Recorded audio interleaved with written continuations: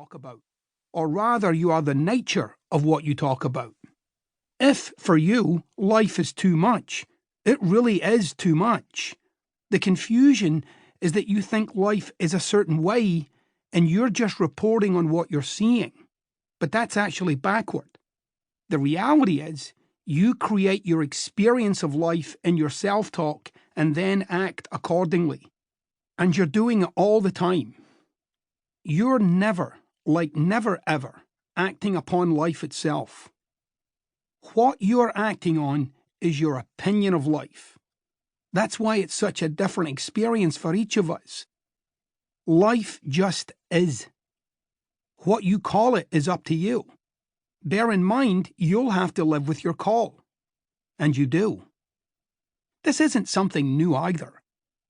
Philosophers such as Hans-Georg Gadamer, Edmund Husserl, and Martin Heidegger explored the importance of language and how it molds our as-lived experience of absolutely everything.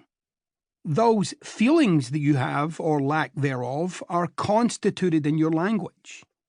Your talk is your life, and we see it most glaringly in your regular little sachets into the world of self-sabotage. This may require a bit of radical thinking on your part, but in a very real sense, your emotions and your conversations are in a constant tango with each other, swaying and swooping through life. As a society, we've become increasingly addicted to changing our emotions, to feel happier, more confident, more whatever, and all without addressing what is enlivening those states. It's not the sucky life you seemingly have, but your dialogue about your life that has you by the throat, and the vast majority of that dialogue is blissfully unnoticed, and therefore unexplored by you. It's running in the background.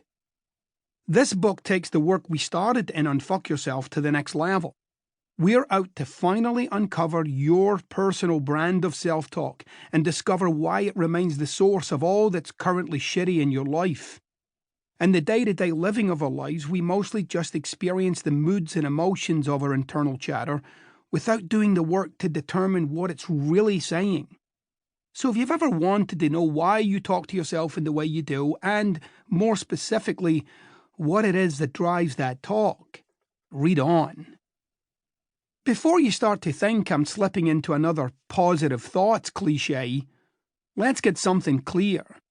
There's a reason simply changing your self-talk to I'm good enough, or I'm smart enough, or I am loved, or I can do it to overcome the negative BS doesn't quite work for everyone. The problem with that approach is that it doesn't address the muck. You just can't be one way to overcome another way that you don't like. You can't short-circuit the process.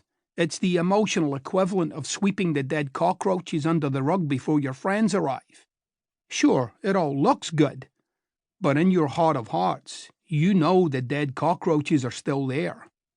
It's like that in our minds. When we sweep the negative emotion under our mental rug, deep down we still know something else, something more akin to the truth. It's like lying to yourself, but you just don't believe the lie. A con game. We're using these pages to get under that rug, to reveal those hidden emotional cockroaches and free you up, to let you authentically be rather than pretend to be. You can, of course, shift your emotional state by doing, a process I covered in my first book, but the common denominator in all of this is language. The way we work is that we can only ever be one way at a time. You can't be angry and loving simultaneously in a single moment. It's one or the other. You can't be forgiving and resentful or indifferent and sad. At any moment in time, you're always being one way and only one way. Before we dive in, a few people commented that my last book didn't say much about me, so I'm rectifying that right here and now. I'm Scottish, full-on accent with a penchant for kilts and crappy weather. I love empowering people. My life's work is to give people something that might allow them to change their lives for the better. I don't do that by telling you you're awesome, or that one day your ship will come in.